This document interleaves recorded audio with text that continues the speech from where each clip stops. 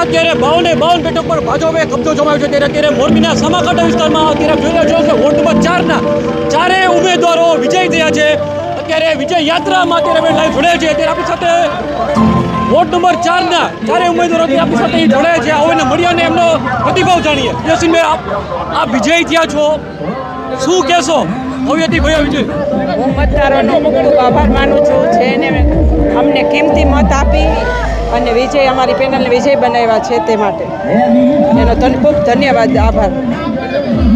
બીજા પણ ગોલતોરભાઈ પણ આપણી સાથે જાય ભવ્યથી ભવ્ય વિજય મળ્યો છે, પ્રથમ વખત શું કહેશો? બધાનો ખૂબ ખૂબ આભાર અને તમે જેમાં વિશ્વાસ મૂક્યો છે એ વિશ્વાસ હું રાખીશ। બીજા પણ એક આપણે કહી શકાય કે મોરબી જિલ્લા બાર એસોસિએશનના પ્રમુખ એવા દિલીપભાઈ અગેચણીયા પુત્રવધુ એવા પૂનમબેન જીતનભાઈ અગેચણીયા એ પણ અત્યારે આપણી સાથે જોઈ છે। પૂનમબેન, લોકસભા ન્યૂઝમાં સ્વાગત છે। પ્રથમ વખત ચૂંટણીના મેદાનમાં અને આવું ભવ્ય વિજય।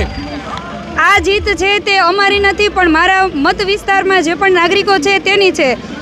લોકશાહીના પર્વની ખૂબ ધામધૂમથી ઉત્સાહભેર લોકોએ મતદાન કર્યું હતું। આ એનો આ જીતનો આજે તમને સૌને દેખાડી છીએ અમે કે અમારા નાગરિકોની જીત છે, અમારી જીત છે।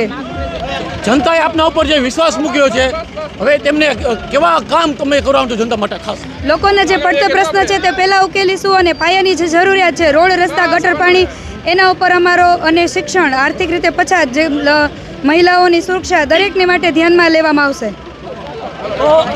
દર્શક મિત્રો, આપણે જોયું કે પ્રાથમિક પ્રશ્નો પર ખાસ ધ્યાન આપવામાં આવશે, શિક્ષણને લઈને ખાસ ધ્યાન આપવામાં આવશે અને આ વાત કરીએ તો મોરબી જિલ્લામાં ઐતિહાસિક વિજય કહી શકાય ભાજપનો। 52 સીટ પર ભાજપે કબજો જમાવ્યો છે। અત્યારે મોરબી વોર્ડ નંબર 4ની અત્યારે જોઈ શકો ભવ્ય વિજય યાત્રાનું અત્યારે લાઈવ દ્રશ્ય આપણે લોકજ્વાલા ન્યૂઝ પર આપણે બતાવી રહ્યા છીએ। મોરબીના આવા તમામ સમાચારો જોવા માટે લોકજ્વાલા ન્યૂઝ યુટ્યુબ ચેનલને સબસ્ક્રાઈબ કરજો, તેમજ ફેસબુક પેજને લાઈક કરવાનું ભૂલશો નહીં। હું છું મયુર બુદ્ધવટી અને આપ જોઈએ તો લોકજ્વાલા ન્યૂઝ મોરબી।